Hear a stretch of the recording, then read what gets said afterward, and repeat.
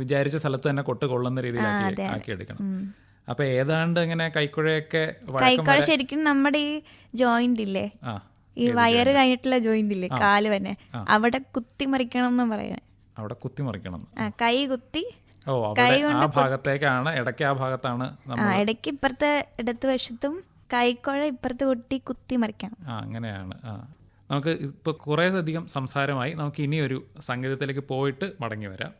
ഇപ്പം ആദ്യമായിട്ട് ഞാൻ പാടാൻ പോകുന്നത് സോപാന സംഗീതത്തിൽ നടയടയ്ക്കുന്ന സമയത്ത് ആൾക്കാരെ ഭക്തിസാന്ദ്രമാക്കാനായിട്ടുള്ളൊരു പണ്ട് തുടങ്ങിയ ആൾക്കാർ ചെയ്തു വരുന്നൊരു രീതിയാണ്. അതിൽ ആദ്യം നമ്മൾ ധ്യാനിയാണ് പാടുന്നത്. ആദ്യം ഗണപതിക്കായി കൊട്ടുന്നു, അത് കഴിഞ്ഞിട്ട് ധ്യാനി പാടുന്നു. അപ്പോൾ ആദ്യം നമുക്ക് ഗണപതിക്കായി കൊട്ടാം.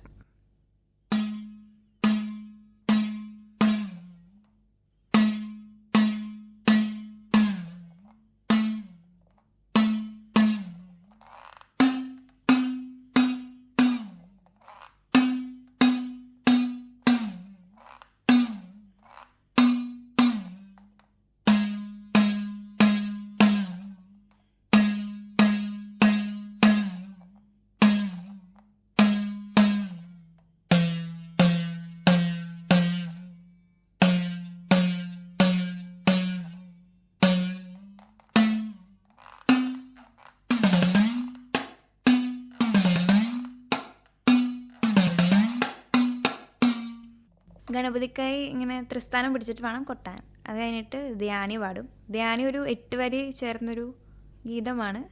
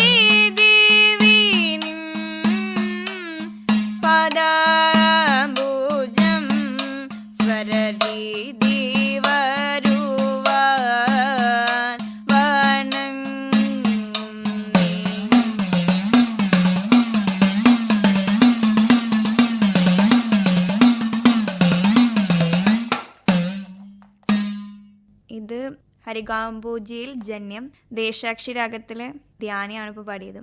അത് കഴിഞ്ഞിട്ട് നമ്മൾ ആ ധ്യാനിക്കനുസരിച്ചുള്ള താളം കൊട്ടണം. ഇതിപ്പോൾ ത്രിപുട താളത്തിലാണ്. ത്രിപുട താളം ഇങ്ങനെയാണ് വരുന്നത്.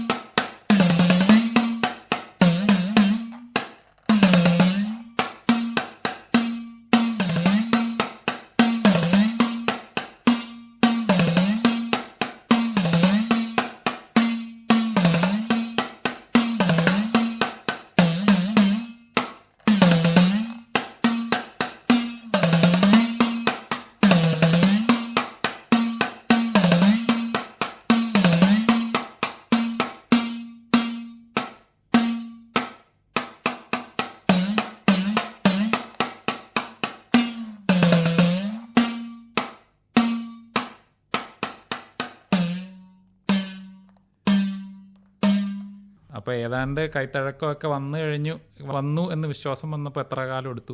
ഇപ്പോഴധികം വിശ്വാസം ഇല്ല. ഇല്ല. ഇനിയും പഠിക്കണം.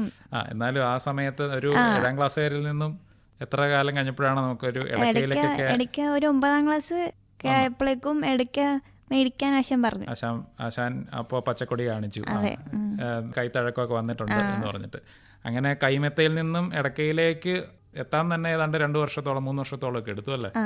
എന്നിട്ട് കൊട്ടിയിട്ട് അരങ്ങേറ്റം ഉണ്ടായി. 10ാം ക്ലാസ് വെച്ച് അരങ്ങേറ്റം കഴിഞ്ഞു. അരങ്ങേറ്റം കഴിഞ്ഞ സമയത്തും ഞാനങ്ങനെ പഠിത്തം 10ാം ക്ലാസ് SSLC ആണല്ലോ. അതെ, അപ്പൊ നമ്മ അത് ശ്രദ്ധിക്കണം. പിന്നെ +1 +2 എല്ലാം വഴിത്തിരിവാണെന്നാണ് വീട്ടിൽ പറയുന്നത്. ജീവിതത്തിന്റെ അതെ, അപ്പൊ നമ്മ എല്ലാം ശ്രദ്ധിക്കണം. ഇടയ്ക്കൊക്കെ ഇങ്ങനെ അമ്പലത്തിൽ പരിപാടിയായിട്ട് വരുമ്പോ പോവും, കൊട്ടും. അങ്ങനെ പഠിച്ചത്. വീടിന്റെ അടുത്തൊരു അമ്പലത്തിൽ കൊട്ടി ആദ്യം പഠിച്ചു. ശനിയാഴ്ചയൊക്കെ ആരും ഉണ്ടാവൂല ഇവിടെ. അപ്പൊ ഞാൻ എന്റെ പാട്ട് പാടും, കൊട്ടും, അങ്ങനെയൊക്കെ ആയിരുന്നു. അത് കേട്ട് കൂടുതൽ ആളുകളൊക്കെ വരാൻ തുടങ്ങിയോ? അവിടുത്തെ ആന്റിമാർക്കൊക്കെ ഇഷ്ടമാണ്. ഇങ്ങനെ ഒരു കുട്ടി അവിടെ നിന്ന് പാടുന്നുണ്ട്. അങ്ങനെയാണ് ഇപ്പൊ ഓരോ പരിപാടിക്കൊക്കെ പോകാനും കോൺഫിഡൻസ് ഒക്കെ വന്നു തുടങ്ങി. അതൊരു പ്രാക്ടീസ് തന്നെയാണ്. പ്രാക്ടീസ് ആയിട്ട് പോയുള്ള. ഏത് ക്ഷേത്രമായിരുന്നു വീട്ടിനടുത്തുള്ള? അത് ആര്യകാട്. ഇതിപ്പോ ഇടയ്ക്ക എന്ന് പറയുമ്പോൾ ഒരു ഉപകരണം, അതില് കൊട്ടുന്നു. പക്ഷെ സോപാന സംഗീതം എന്ന് പറയുമ്പോൾ അതിന്റെ വായ്പാട്ട് കൂടി വരുന്നുണ്ട്. ഇതെങ്ങനെയാ അപ്പൊ സോപാന സംഗീതം അതിന്റെ കൂടെ അഭ്യസിച്ച് തുടങ്ങി 7ാം ക്ലാസ്സിൽ തന്നെ? 7ാം ക്ലാസ്സിൽ തന്നെ തുടങ്ങിയില്ലായിരുന്നു. ആശാന്റെയും അവിടുത്തെ ആദ്യത്തെ കുട്ടികളെ ഞങ്ങളായിരുന്നു. ആശാന്റെ ആദ്യത്തെ ശിഷ്യ ഞാനാണെന്നാണ് എന്റെ ഒരു വിശ്വാസം. ആദ്യത്തെ ശിഷ്യന്മാരാണ്. അപ്പൊ അവിടെ ചെന്നപ്പോഴേക്കും ആദ്യം കൊട്ടു പഠിപ്പിക്കും. അത് കഴിഞ്ഞിട്ട് അപ്പോൾ ആശാനും കുറച്ച് നാൾ കഴിഞ്ഞിട്ടാണ് പാട്ടിലേക്ക് വന്നത്, സോപാന സംഗീതത്തിലേക്ക് വന്നത്. അപ്പം ആ സമയത്ത് ഇപ്പൊ കൊട്ട് നമ്മ പാടും, കൊട്ടും പാട്ടും വേറെ വഴിക്ക് പോകാൻ പറ്റില്ലല്ലോ, ഒരേ വഴിക്ക് വരണല്ലോ. അപ്പൊ അതിനു വേണ്ടി നമ്മ കുറച്ച് പണി എടുത്തായിരുന്നു. മീൻസ് നമ്മ ഒരാളല്ലേ പാടുകയും കൊട്ടുകയും ചെയ്യുന്നത്. അപ്പൊ ഇത് ഒന്നിച്ച് വരണം, താളത്തിൽ വരണം. അതെ, പാട്ട് പാടുമ്പോ തന്നെ ഇടയ്ക്കയുടെ താളം തലയിലുണ്ടാവണം, എവിടെ കൊട്ടണം അല്ലേ? ഈ ഇടയ്ക്ക എന്ന് പറയുന്ന ഉപകരണം അതൊന്ന് എങ്ങനെയാന്ന് വിശദീകരിക്കാമോ? ഇടയ്ക്കയുടെ നടുക്ക് ഒരു കുറ്റി എന്ന് പറഞ്ഞൊരു മരം കൊണ്ട് ഉണ്ടാക്കിയതാ. എൻ്റെ ഇതിപ്പോ കൊന്ന കുറ്റിയാ. അത് ശരിയാക്കുന്ന അവിടെ മരത്തിന്റെ പണി ഇങ്ങനെ നാദം ശരിയാക്കുന്ന ആൾക്കാരുണ്ട്. അവിടെ കൊണ്ടിട്ട് അത് അതിനെ പറ്റിയൊരു നാദത്തിലേക്ക് മാറ്റും. അകം പൊള്ള ഒരു പ്രത്യേക രീതിയിലാണ് അത് ഷേപ്പ് ചെയ്തിരിക്കണം. അതുപോലെ തന്നെ 2 ഭാഗത്തേക്കും വലിയ വട്ടവും നടുക്ക് ചെറുതായിട്ട് വരുന്നത് അങ്ങനെയാണ്. എന്നിട്ട് പിന്നെ തോലുള്ളത് നടുക്ക് പൊള്ളയാവുന്നില്ല. നടുക്ക് ഇങ്ങനത്തെ ഷേപ്പില്, കോളാമ്പിയുടെ ഷേപ്പില് അതിന്റെ അകത്ത് എന്നിട്ട് അതിന് തോലിന്റെ പശുവിന്റെ തോലത് 2 അറ്റത്തും ഉണ്ട്. ഈ കുറ്റിയുടെ ഉള്ളിൽ തന്നെ 2 ടങ്കീസ് ഉണ്ട്. അങ്ങനെയാണ് ഇത് സൗണ്ട് കേൾക്കുമ്പോ ഒരു ശ്രുതിമധുരമായിട്ട് കേൾക്കണത്. അപ്പൊ ഇതിലിങ്ങനെ ഇടയ്ക്കയുടെ ഒരു പ്രത്യേകത എന്ന് പറഞ്ഞാൽ അതിൽ കൊട്ടുമ്പോ സാധാരണ കൊട്ടുന്ന ആ ശബ്ദം മാത്രമല്ലല്ലോ, കുറച്ച് നീണ്ടു നിൽക്കുന്ന ഒരു വീണയുടെ പോലെയൊക്കെ ഒരു ശബ്ദം, ടങ്കീസിന്റെ വൈബ്രേഷൻ അതും ഇതിൽ ഉപയോഗിക്കുന്നുണ്ട്. അപ്പൊ ആ ഒരു രീതിയൊക്കെ പഠിച്ചെടുക്കേണ്ടി വരില്ലേ? ഇതിന്റെ ആ പോലെ എങ്ങനെ വെച്ചാലാണ് അങ്ങനെ വരുന്നത്? ആദ്യം കൈമത്തെ കൊട്ടുമ്പോ നമ്മ ചുമ്മാ കൊട്ടുവല്ലേ. ഇത് വരുമ്പോ കൈയുടെ ലെഫ്റ്റ് കൈ നമ്മൾ അനക്കുമ്പോഴാണ് ഇത് വേറെ തേൻ തേൻ അങ്ങനത്തെ പല ഇപ്പൊ സരിഗമപായില് തന്നെ മേൽസ്ഥായും താഴ്സ്ഥായൊക്കെ വന്നത് അതിൽ. അങ്ങനെയാണ് നമ്മ കൈ കൊണ്ട് കുറ്റി അനക്കുന്നുണ്ട്. ആ തോലിന്റെ വാവട്ടത്തിൽ നമ്മൾ കുറ്റി മാറ്റി പ്ലേസ് ചെയ്യുന്നുണ്ട്. അത് ഇടയ്ക്ക് അങ്ങനെ തന്നെ ഇരിക്കുള്ളൂ, പക്ഷെ അതിലിപ്പോ നമ്മൾ പ്രഷർ കൊടുക്കും. അപ്പോഴാണ് തേന്നുള്ള രീതിയിൽ തന്നെ. അപ്പോൾ ഇതില് നമ്മുടെ 2 കൈയും ഉണർന്ന് പ്രവർത്തിക്കണം, അതിന്റെ ഒപ്പം പാട്ട് പാടണം, അതിന്റെ ഒപ്പം കൊട്ടുന്നതും കറക്റ്റ് ആവണം. അങ്ങനെ കുറെ കാര്യമുണ്ട്. മൾട്ടി ടാസ്കിങ് ആണ്. അപ്പൊ അതിന്റെ ഒപ്പം അതിന്റെ അകത്ത് കുറെ കാണാൻ ഭംഗിയുള്ള കുറെ തുണിയുടെ കുറെ മുത്തുമണികൾ പോലെ കുറെ സാധനങ്ങൾ കിടക്കുന്നുണ്ട്. അതിന്റെ പേര് പൊടിപ്പ് എന്നാണ്. അത് 64 കലകളെ സൂചിപ്പിക്കുന്ന പൊടിപ്പാണ്. അത് 4 കോലുകളിലായിട്ട് 8 എണ്ണം വീതം ഒരു കോലിന്റെ 2 അറ്റത്തായിട്ട് പ്ലേസ് ചെയ്തിട്ടുണ്ട്. അത് 4 വേദങ്ങളിൽ പ്ലേസ് ചെയ്തെന്നുള്ള ഒരു രീതിയിലാണ്. 64 കലകളും 4 വേദങ്ങളും കൂടി ചേർന്നതാണ് ഇടയ്ക്ക. അങ്ങനെയല്ല, ഇത് കനം, അതുകൊണ്ട് ഇത് ഭൂമിക്ക് താങ്ങാൻ പറ്റുള്ള ഇത്രയും കാര്യങ്ങളുള്ളതുകൊണ്ട്. അതുകൊണ്ട് താഴെ വെക്കാൻ പറ്റില്ല, ആഘോഷത്തെ അതുകൊണ്ട് തൂക്കിയിടും. ഇപ്പൊ എന്തെങ്കിലും ഉണ്ടെങ്കിൽ അമ്പലത്തിലൊക്കെ തൂക്കിയിടും. അങ്ങനെ അതുകൊണ്ടാവാം ഇത് ക്ഷേത്രത്തിന് ഏറ്റവും അടുത്തേക്ക് നമുക്കല്ലേ, ഭഗവാന്റെ ഏറ്റവും അടുത്ത് വരെ പോകാനുള്ള ഏക ഒരു ഉപകരണം ഇത് ഇടയ്ക്കാണ് എന്നുള്ള രീതിയിൽ കണക്കാക്കുന്നത്. അപ്പോൾ ഇടയ്ക്കിൽ ഇത്രയൊക്കെ രഹസ്യങ്ങൾ ഒളിഞ്ഞിരിക്കുന്നത് ഇപ്പോഴാണ് അറിഞ്ഞത്. പിന്നെ അതിന്റെ കോല് ചെണ്ടക്കോല് പോലെയല്ല, കുറച്ചും കൂടെ നേരിയ കോലാണ്. അപ്പോൾ എങ്ങനെയാ അതിൻ്റെ ഇടയ്ക്കയുടെ ആ ഗുരുവിൻ്റെ അടുത്ത് തന്നെയാണ് മടക്കിപ്പള്ളി ബാലകൃഷ്ണൻ എന്നല്ല അദ്ദേഹത്തിൻ്റെ അതെ, പേര് മാണിക്കപ്പള്ളി ബാലകൃഷ്ണൻ. അപ്പോൾ അദ്ദേഹത്തിൻ്റെ അടുത്ത് തന്നെ ആയിരുന്നു വീണ്ടും തുടർ അരങ്ങേറ്റം ഇപ്പോഴും ഞാൻ ആശയുടെ അടുത്ത് ഇടയ്ക്ക് പ്രാക്ടീസിനൊക്കെ പോകുന്നുണ്ട്. പിന്നെ അത് കഴിഞ്ഞ് പഞ്ചായത്തിന് എക്സ്ട്രാ എന്തെങ്കിലും നമ്മ കൈവഴക്കം അങ്ങനെ ഒരു ഇതിന് വേണ്ടി ഞാൻ കൊട്ടാരം സജിത്താശാൻ്റെ അടുത്ത് പഠിച്ചിട്ടുണ്ട്. ഈ പഞ്ചവാദ്യവും സോപാന സംഗീതവും തമ്മിൽ എന്താ വ്യത്യാസം? അതിൽ ഇടയ്ക്ക് വായിക്കുന്നതിന് വ്യത്യാസമുണ്ടോ? ഒരുപാട് വ്യത്യാസമുണ്ട്. നമ്മ ഇത് സുഖിപ്പിച്ചാ കൊട്ടുന്നത്, ഇടയ്ക്കേക്ക് നോവാതെ പയ്യെ മൃദുവായിട്ട് കൊട്ടുന്നത്. മറ്റേത് അടിച്ചു കൊട്ടുന്നത് അത് ആളുകൾക്ക് കേൾക്കാൻ വേണ്ടിയുള്ളതാണ്. പഞ്ചവാദ്യം എന്ന് പറയുമ്പോൾ 5 വാദ്യങ്ങൾ ചേർന്നതാണല്ലോ. അതിൽ ഒരു വാദ്യമാണ് ഇടയ്ക്ക. അപ്പോൾ ഈ 4 വാദ്യങ്ങൾക്കും മേളിൽ നിൽക്കണം ഇടയ്ക്കയുടെ സൗണ്ട്. അപ്പോൾ അതിനുവേണ്ടി നമ്മൾ അടിച്ചു കൊട്ടിയ കുഴ മറിച്ച് കൊട്ടണം, നല്ല ആരോഗ്യം വേണം. അപ്പോൾ ഈ ആൺകുട്ടികളുടെ കൂടെയാണല്ലോ പഠിക്കാൻ തുടങ്ങി. അപ്പോൾ അവരുമായിട്ടൊക്കെ കൊട്ടി അങ്ങ് കയറുമ്പോൾ ആ ഒരു വ്യത്യാസം അനുഭവപ്പെട്ടിട്ടുണ്ടോ? അവരായിട്ട് കൊട്ടുമ്പോഴേക്കും നമുക്ക് കൂടുതൽ വാശി ഉണ്ടാവും. അവരെ തോപ്പിക്കണം പറഞ്ഞിട്ട് കൂടുതൽ ശക്തിക്ക് കൊട്ടും. അപ്പം നമ്മൾ കൂടുതൽ അടിച്ചു കൊട്ടും. അങ്ങനെയാണ് കൂടുതൽ എനിക്ക് ഇൻട്രസ്റ്റ് ആയത്. വാശി ഉണ്ടാവുമ്പോഴാണോ നമ്മൾ ഒരു കാര്യങ്ങളൊക്കെ നേടണം എന്നുള്ളൊരു. ഇതിന്റെ ഒപ്പം തന്നെ പഠനവും കൊണ്ടുവന്നുണ്ട്. ഇപ്പോൾ ഒരു PG സ്റ്റുഡൻ്റ് ആണ്, MCOM പഠിച്ചുകൊണ്ടിരിക്കുകയാണ്. കോളേജും പെർഫോമിങ്ങും പ്രാക്ടീസും എല്ലാം കൂടെ. ടീച്ചേഴ്സിനൊക്കെ അറിയാം. അപ്പോൾ ടീച്ചേഴ്സ് ഇപ്പോൾ ഇന്നാണെങ്കിലും ഇന്ന് രാവിലെ ഒരു പരിപാടി ഉണ്ടായിരുന്നു, അത് കഴിഞ്ഞിട്ട് ഇങ്ങോട്ടേക്ക് വരും. അപ്പോൾ എന്തായാലും ക്ലാസ്സിൽ വരാത്തത് പരിപാടി ഉള്ളപ്പോഴാണെന്ന് മിസ്സിന് അറിയാം. അപ്പോൾ ഇന്നവിടെ പരിപാടി അങ്ങനെ ചോദിക്കാറ്. കുഴപ്പമൊന്നുമില്ല, എല്ലാവർക്കും ഇഷ്ടമായിരുന്നു. ഇനി ഒരു സോപാന സംഗീതം കേൾക്കാം. ഇനി ഒരു ദേവിസ്തുതിയാണ്. ഇത് സംഗീതം ചെയ്തത് എന്നെ പഠിപ്പിച്ച മാണിക്കപ്പള്ളി ബാലകൃഷ്ണാശനും പിന്നെ എൻ്റെ കൂടെ പഠിച്ച ജയകുമാർ എന്ന് പറഞ്ഞൊരു ചേട്ടനുണ്ട്. ചേട്ടനാണ് ഇത് രചിച്ചത്. ഏലൂർ ബിജു പാടിയ കീർത്തനമാണ്. അമ്മയെ കണ്ടൻ്റെ ആ കീർത്തനമാണ് പാടാൻ പോകുന്നത്.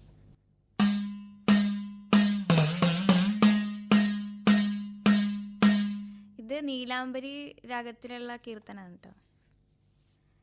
അമ്മയെ കണ്ടൻ്റെ ഉള്ളം തുറന്നൊന്നു ഉള്ളതു പറയാൻ എത്തിടുമ്പോൾ അമ്മയെ കണ്ടൻ്റെ ഉള്ളം തുറന്നൊന്നു ഉള്ളതു പറയാൻ എത്തിടുമ്പോൾ ആശ്രയമാകുമെൻ ആദിപരാശക്തി ആശ്രയമാകുമെൻ ആദിപരാശക്തി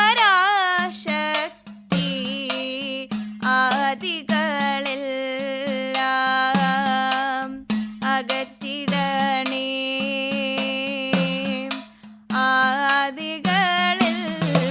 ആദികളെല്ലാം അകറ്റിടണേ വൈഡൂര്യം തോൽക്കും നയനയുഗം കുങ്കുമമണിയും തിരുനെറ്റിയും വൈഡൂര്യം തോൽക്കും നയനയുഗം കുങ്കുമമണിയും തിരുനെറ്റിയും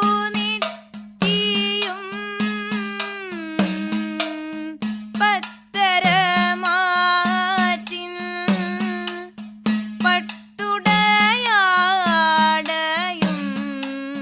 പുഞ്ചിരി തൂകും ശ്രീമുഖവും പത്തരമാറ്റിൻ പട്ടുടയാടയും പുഞ്ചിരി തൂകും ശ്രീമുഖവും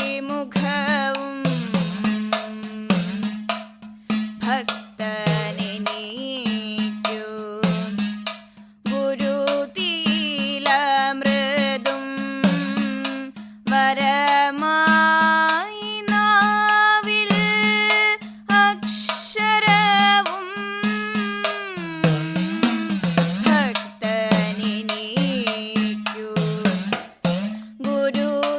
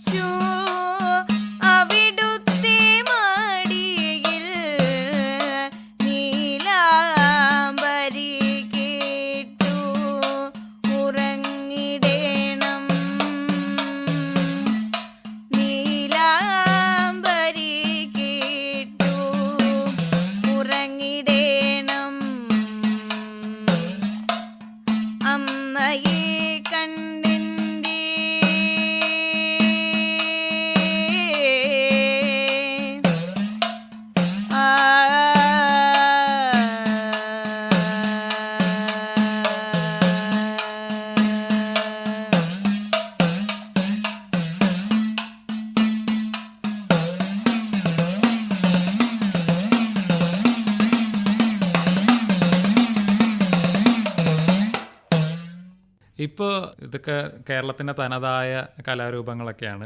പക്ഷേ ഇപ്പോൾ പലപ്പോഴായിട്ട് ഫ്യൂഷൻ സംഗീതം എന്നൊക്കെ പറയുന്നുണ്ട്. ഇപ്പോൾ വയലിൻ്റെ കൂടെ ചെണ്ട, അല്ലെങ്കിൽ പുതിയ രീതിയിലേക്ക് കൂടുതൽ ഒരു സ്വീകാര്യത വരുത്താൻ വേണ്ടി ഇതിനൊരു വെസ്റ്റേണൈസ് ചെയ്യുക, അങ്ങനെയൊക്കെ ഉണ്ട്.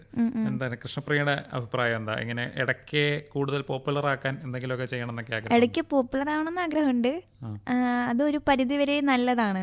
പക്ഷെ അതിനെ മോശമായിട്ട് ചിത്രീകരിക്കുന്നതോട് എനിക്ക് താല്പര്യമില്ല. നല്ല രീതിയിലാണെങ്കിൽ കുഴപ്പമില്ല എന്നുള്ളത്. എന്നുവെച്ചാൽ ചിലവരതിനെ എന്താണ് ഇപ്പോൾ കൊട്ടുമ്പോൾ പുറത്ത് കൊട്ടുമ്പോഴേക്കും നമ്മൾ പഠിച്ചത് ഇപ്പൊ ഇടയ്ക്ക് ഗണപതിക്കായി തന്നെ ഇപ്പൊ ചിലർ തലതിരിച്ചൊക്കെ കൂട്ടും. അങ്ങനത്തെ ഒക്കെ ഒരു മോശം രീതിയിൽ ചിലത് ഞാൻ കണ്ടിട്ടുണ്ട്. അങ്ങനെയല്ല അല്ല മാറ്റി അത് മാറി വരുന്നത് നല്ലതാണ് ഒരു പരിധി വരെ. പക്ഷെ അവർ ഇപ്പോ ഇങ്ങനെയല്ല, ആൾക്കാരുടെ കോൺസെപ്റ്റ് മാറുന്നു. ഇങ്ങനെ ഉണ്ടായിരുന്ന ഇടയ്ക്ക് ഇപ്പോൾ വേറെ രീതിയിൽ ഇപ്പൊ ഞാൻ പഠിച്ചത് കുറെ വ്യത്യാസമായിട്ടല്ലേ. അപ്പൊ അങ്ങനെ ഒരു കോൺസെപ്റ്റ് വ്യത്യാസമായിട്ട് ആൾക്കാർക്ക് ഏൽക്കുന്നുണ്ട് എന്നൊരു ചിന്ത എനിക്ക് തോന്നി ഇടയ്ക്ക്. അത് അതിന്റെ ഒരു രീതിശാസ്ത്രം മാറ്റാൻ താല്പര്യമില്ല. അതിന്റെ ഒരു ഇപ്പൊ ധ്യാനി പാടിക്കൊട്ടി കൂറു കൊട്ടണം ചില സ്ഥലത്തൊന്നും ഞാൻ അങ്ങനെ കണ്ടിട്ടില്ല. അപ്പൊ അതിന്റെ ഒരു ക്രമമൊക്കെ തെറ്റിച്ച് പാടുന്നതൊന്നും കൃഷ്ണപ്രിയക്ക് സഹിക്കുന്നില്ല. അതിന്റെ എനിക്ക് കുഴപ്പമില്ല, പക്ഷെ അങ്ങനത്തെ കാര്യത്തിനോട് എനിക്ക് താല്പര്യമില്ല. അപ്പോ ഇത് പല പല വേദികളിൽ ഇപ്പൊ കൊട്ടി പാടിയിട്ടുണ്ടല്ലോ. ഏറ്റവും അതായത് ഇപ്പൊ ഞാൻ നേരത്തെ പറഞ്ഞ കാര്യം പറയാം. ഇപ്പൊ എന്റെ ആശനൊക്കെ നന്നായിട്ട് പാടും കൊട്ടും. അപ്പൊ അതിനുള്ള റെക്കഗ്നിഷൻ അവർക്ക് കിട്ടുന്നില്ല. അല്ലാതെ പാടുന്നവർക്ക് റെക്കഗ്നിഷൻ കിട്ടുന്നില്ല. അല്ലാതെ കുറെ മോഡേണൈസ് ഒക്കെ ചെയ്ത് മാറ്റി ആളുകൾക്ക് വേണ്ടി ഇതിനെ ക്രമരഹിതമായിട്ടും പോപ്പുലർ ആകാൻ വേണ്ടി അതിൽ തെറ്റിച്ചൊക്കെ പാടുന്നവർക്കും ഒക്കെ കൂടുതൽ സ്വീകാര്യത ലഭിക്കുന്നു. പക്ഷെ ഇത് ഒരു തപസ്യ പോലെ കൊണ്ടു നടന്ന ആളുകൾക്ക് വേണ്ടത്ര ശ്രദ്ധ കിട്ടുന്നില്ല. അതുകൊണ്ടുള്ളൊരു പരിഭവം. ഇപ്പോ കൃഷ്ണപ്രിയ പല സ്ഥലങ്ങളിൽ പോയി പെർഫോം ചെയ്യുന്നുണ്ട്. ഏറ്റവും ഓർത്തിരിക്കുന്ന ഒരു അനുഭവം എന്താ? ഓർത്തിരിക്കാൻ നല്ല അനുഭവങ്ങളുണ്ട്, ചീത്താനുഭവങ്ങളുണ്ട്. നല്ലതിൽ നിന്ന് തുടങ്ങാം, എന്നിട്ട് നല്ലത് ഇപ്പൊ പഴനിയില് കൊട്ടാനൊക്കെ എനിക്ക് പറ്റി. പഴനി ക്ഷേത്രത്തിൽ പോയി. അത് തമിഴ്നാടല്ലേ, അപ്പൊ നമ്മ മലയാളം പാടുമ്പോ നമ്മ ചിന്തിക്കണില്ലല്ലോ ഇത്രയും ആൾക്കാർക്ക് ഇഷ്ടപ്പെടുവോ ഇല്ലേ. പക്ഷെ എനിക്ക് മുരുകനെ ഭയങ്കര ഇഷ്ടമാണ്. അപ്പൊ അങ്ങനെ ഒരു അമ്പലത്തിൽ പഴനി ഞാൻ ഇങ്ങനെ സ്വപ്നം കാണുമ്പോ തന്നെ എന്റെ മുമ്പിൽ വന്ന പോലത്തെ ഒരു രീതിയായിരുന്നു. അവിടെ പോയ ആളുകളുണ്ടായിരുന്നോ? അവിടെ നിറയെ ആൾക്കാരുണ്ടല്ലോ പഴനിയില്. അപ്പൊ സ്വർണ്ണരഥം എടുക്കുന്ന സമയത്ത് എനിക്ക് പാടാൻ പറ്റി.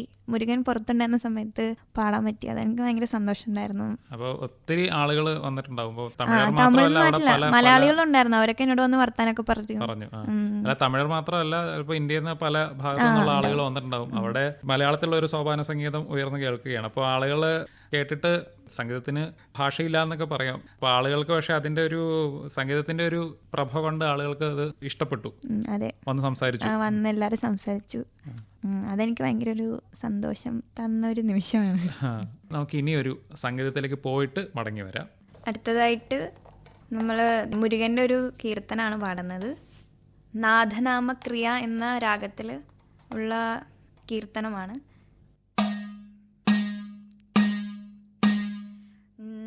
ദീവരാനന സുന്ദര മുരുക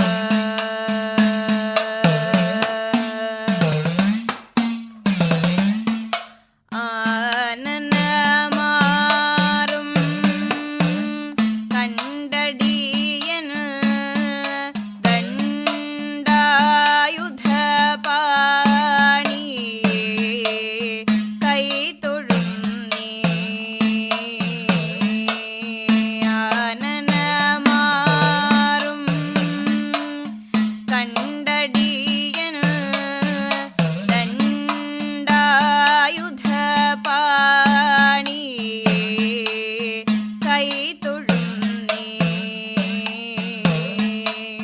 മാനവർ ദാനവർ മാനവരാൽ വാനവർ ദാനവർ മാനവരാൽ സങ്കീർത്തിതമൂർത്തി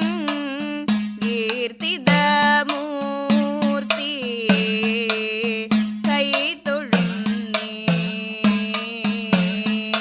നിന്ദിവരാനന സുന്ദര മുരുക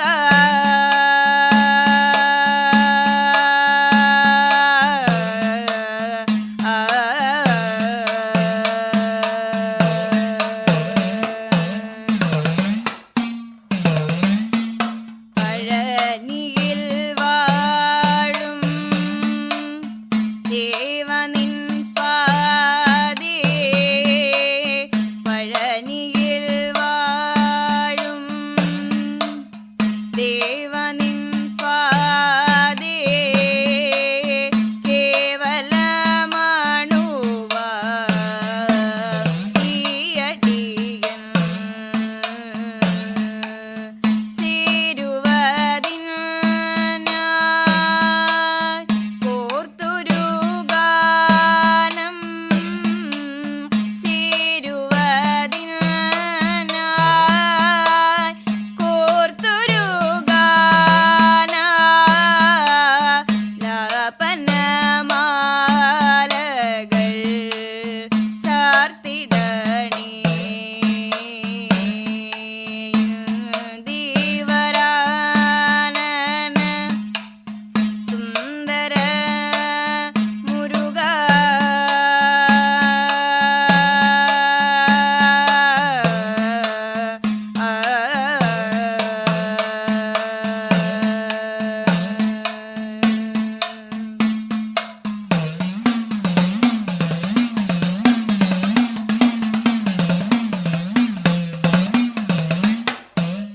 എന്താണ് കൃഷ്ണപ്രിയയുടെ ഒരു ആഗ്രഹം? എങ്ങനെ, എവിടെ, ഏത് വേദിയിൽ പെർഫോം ചെയ്യണം അങ്ങനെ എന്തെങ്കിലും ഉണ്ടോ? ഇനിയിപ്പം എനിക്ക് മുരുകനാണ് ഫേവറേറ്റ്. അപ്പോൾ മുരുകൻ്റെ എല്ലാം ഹരിപ്പാടൊക്കെ പോയി കൊട്ടാൻ പറ്റിയിട്ടുണ്ട്. അപ്പം അങ്ങനത്തെ ഒക്കെ കാര്യങ്ങളൊക്കെ നടക്കുന്നുണ്ട്. പിന്നെ കൂടുതലായിട്ട് ഞാൻ അങ്ങനെ ചിന്തിച്ചിട്ടില്ല. അപ്പം മൂകാംബിക അമ്പലത്തിലൊക്കെ പോയി കൊട്ടണമെന്നുണ്ട്. കൂടുതലായിട്ടും ഭഗവാന് വേണ്ടി പാടാനും എന്നുള്ളതാണ്. ഓക്കെ, നമുക്ക് ഇനി ചീത്ത അനുഭവത്തിലേക്ക് വരാം. ഇപ്പോൾ ഞാനൊരു അമ്പലത്തിൽ കൊട്ടാൻ വേണ്ടി പോയി. മീൻസ് ആദ്യമേ കൊട്ടാൻ ഇങ്ങനെ ഉത്സവ സമയത്താണ് കൂടുതലും പോവാറ്. ഇങ്ങനെ വിളിക്കും ഇന്ന സമയം തുടങ്ങിയിട്ടുണ്ട്. ഇപ്പൊ രാവിലെ പോയി കൊട്ടും. അവിടെ സ്റ്റേജിലായിരിക്കില്ല, പൂജ സമയത്ത് അകത്ത് കൊട്ടിപ്പാടി ചെവാവളിനൊരു സ്ഥാനമുണ്ട്, അവിടെ ഇരുന്നാണ് കൊട്ടണത്. ആ സമയത്ത് കൊട്ടിപ്പാടാൻ പോവാറുണ്ട്. പിന്നെ ഈ ഇടയ്ക്ക് പോയ സമയത്ത് ഇപ്പം ആൾക്കാർക്ക് ഇപ്പം മേളക്കാര് കുറെ കാലങ്ങളായിട്ട് അവിടെ കൊട്ടുന്നുണ്ടാവുമല്ലോ, ക്ഷേത്രത്തിൽ തന്നെ കൊട്ടുന്നുണ്ട്. കൊട്ടി വരുന്നവരുണ്ടാവും. അപ്പം അവർക്കിപ്പോ പുതിയതായിട്ട് ഞാൻ പോകുമ്പോഴേക്കും ചിലപ്പോ ഒരു കുശുമ്പ് അങ്ങനെയാണെന്ന് എനിക്ക് തോന്നുന്നു. അങ്ങനെയൊക്കെ ഉണ്ടായിട്ടുണ്ട്. അപ്പൊ അവര് പറയും ഞാൻ കൊട്ടുന്ന രീതി ശരിയല്ല, പാടാൻ അറിയില്ല, കൊട്ടാൻ അറിയില്ല എന്നൊക്കെ പറയും. അപ്പൊ അതൊക്കെ എനിക്ക് ചിലപ്പോ വിഷമം വരും. അല്ല, അത് ചിലതിൽ കാര്യമുണ്ടായിരുന്നു അങ്ങനെ തോന്നിയിട്ടുണ്ടോ ഏതെങ്കിലും? അല്ലെങ്കിൽ നല്ല രീതിയിലുള്ള ക്രിട്ടിസൈസ് ഒക്കെ ഞാൻ കേൾക്കാറുണ്ട്. നല്ല രീതിയിൽ. ഇത് എന്നോടല്ല പറയുന്നത്, ശാന്തിനോടാ പറയുന്നത്. അപ്പൊ ശാന്തി പറയാം, ഇപ്പൊ പെൺകുട്ടികൾ കൊട്ടാൻ പാടില്ല എന്നാ ചേട്ടൻ പറഞ്ഞത്. അപ്പൊ പറഞ്ഞ് ആ ശാന്തിനോട് പറഞ്ഞു ഇങ്ങനെ കൊട്ടാൻ പാടില്ല എന്ന് പറഞ്ഞല്ലോ. അപ്പൊ ഞാൻ പറഞ്ഞു ഞാൻ ഇതുവരെ പോയ അമ്പലത്തിലൊന്നും എന്നോട് അങ്ങനെ പറഞ്ഞിട്ടില്ല. അപ്പൊ ശാന്തി വേറെ മേളക്കാരനെ വിളിച്ചു വെച്ചു. അപ്പൊ പറഞ്ഞു കുഴപ്പമില്ല എന്ന് പറഞ്ഞു. അങ്ങനെ ഞാൻ അവിടെ അമ്പലത്തിൽ ഉത്സവത്തിനും പൂർണ്ണമായിട്ട് കൊട്ടിയത്. അങ്ങനെ പക്ഷെ കൂടുതൽ ആളുകളിൽ നിന്നും അവര് പ്രോത്സാഹനമാണ് കിട്ടുന്നത്. അപ്പോൾ അത് നമുക്ക് മുന്നോട്ട് പോകാൻ ഒരു ഊർജ്ജമായിട്ടുണ്ട്. ഇവര് മേളക്കാരെന്ന് പറയുമ്പോ എല്ലാരും ഇല്ല, ചിലവര് മാത്രം. എന്നെ സപ്പോർട്ട് ചെയ്യുന്ന കുറെ മേളക്കാരുണ്ട് കേട്ടോ. അങ്ങനെയൊക്കെ ഉള്ളു.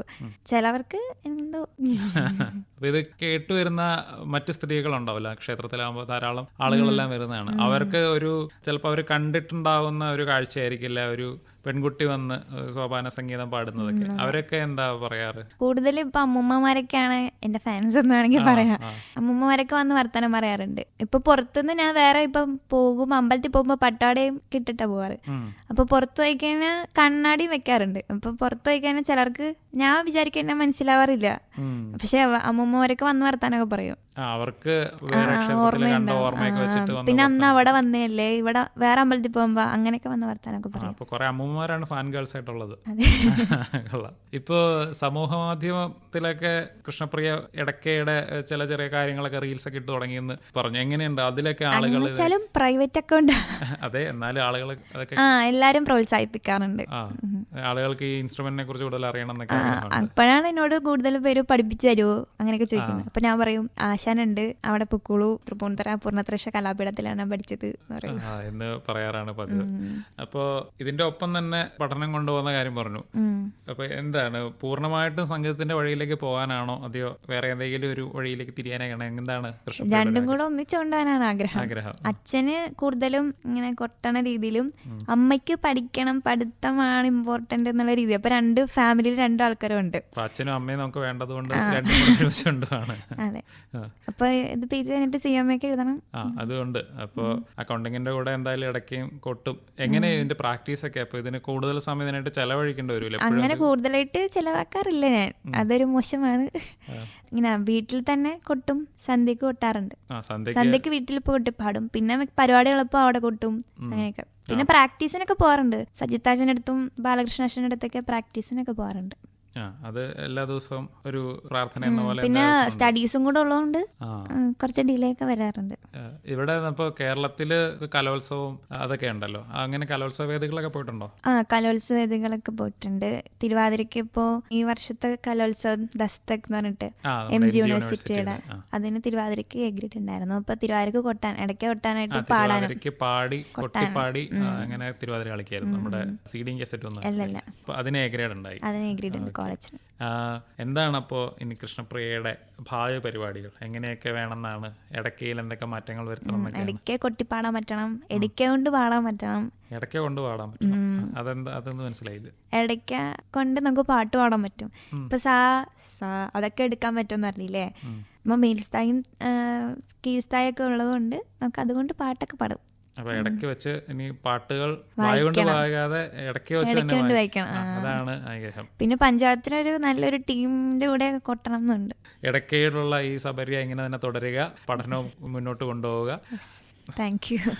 അപ്പോൾ ഞങ്ങൾക്ക് വേണ്ടി ഒരു സംഗീതം ആലപിക്കാനും കൂടി റിക്വസ്റ്റ് ചെയ്യുകയാണ്. തീർച്ചയായും. ഈ പാട്ട് അഷ്ടപതിയാണ്.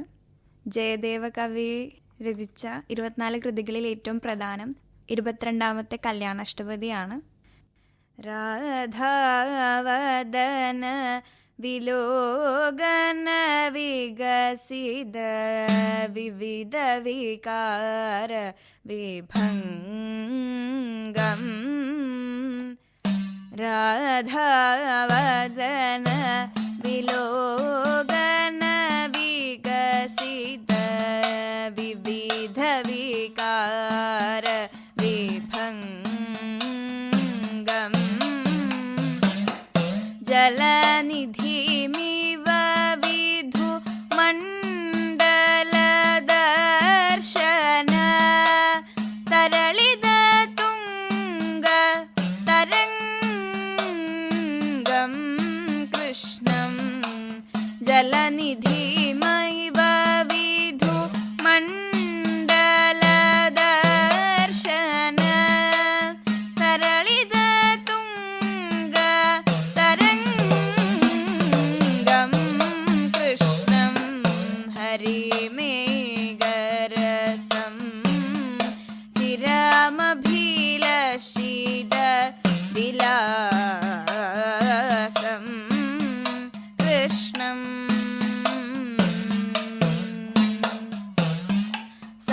സാദർശ ഗുരു ഹർഷവശം വദ വദനമാനംഗ വികാര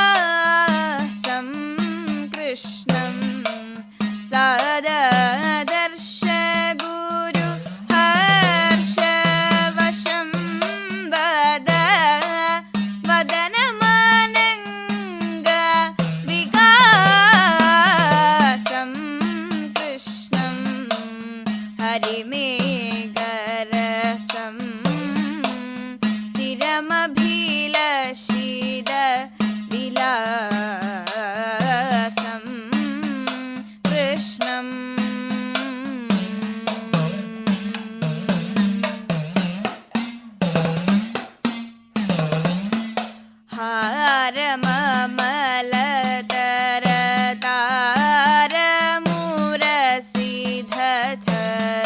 तं परिलम्ब्य विदूरम्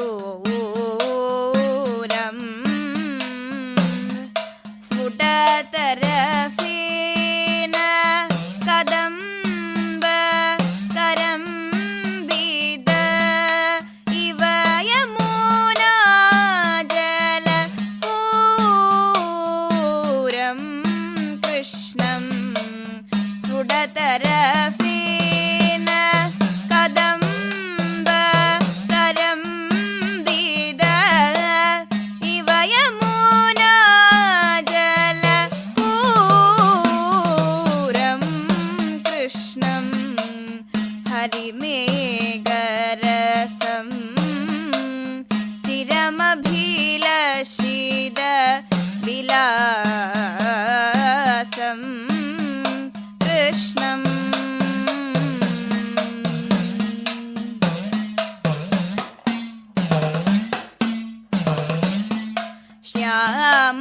श्यामलमृदुल कळेबरमण्डलम्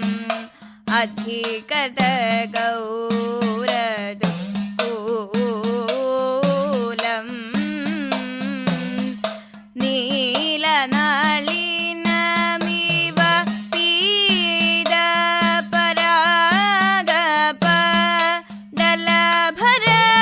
पीदपरागपडलभरवलयित मूलं कृष्णं नीलनलिनमिव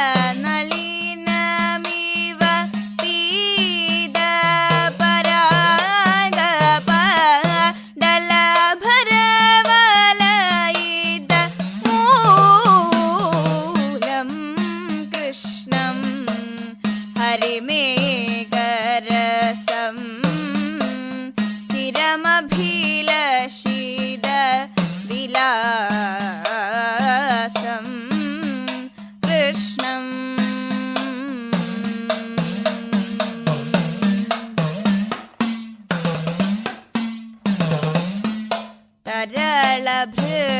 तरलभृगञ्जल चलन मनोहर वदन जनिदरदि रागम्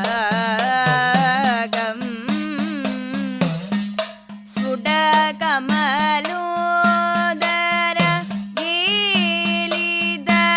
गीलिदघञ्जन युगमिव शरदि तडागं कृष्णं स्फुटकमलोधर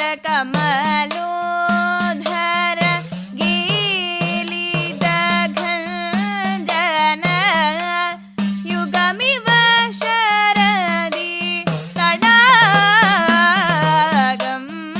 कृष्णं हरिमेघरसं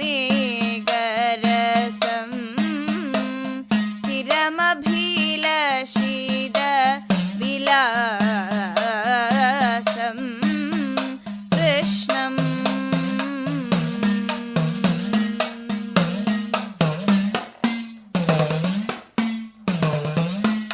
वदन कमल परिशीलन मिलिदमि हिरसमकुण्डल शोभम्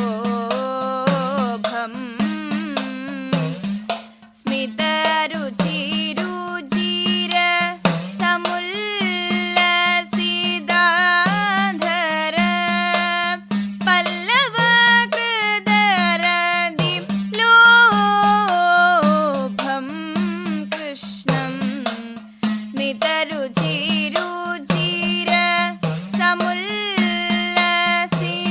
समुल्लसिदाधर पल्लवकृदरदि लोभं कृष्णं हरिमेघरसं चिरमभिलषित विलासं कृष्णम्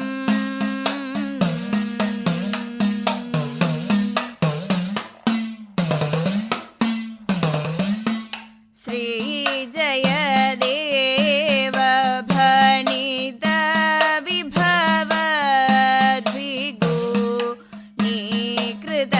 भूषण भारम् प्रणमद हृदि विनिधाय हरिं सुचिरं सुकृतोदय सारं कृष्णं प्रणमद हृदि विनिधाय हरिं सुचिरं सुकृतोदय सारं कृष्णं हरिमेघरसं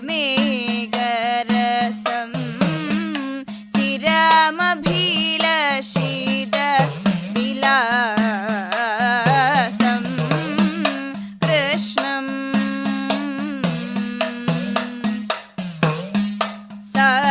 सददर्श गुरु हर्ष वशं वद वदनमनङ्ग विकासं कृष्णं हरिमेघरसं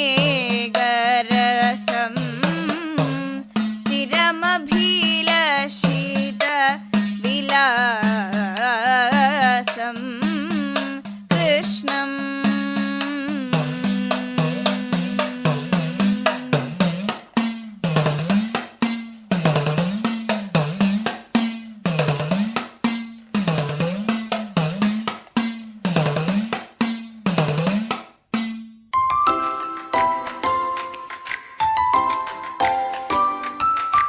ഇന്നത്തെ യുവവാണി ഇവിടെ സമാപിക്കുന്നു. നിർവഹണം റിയ.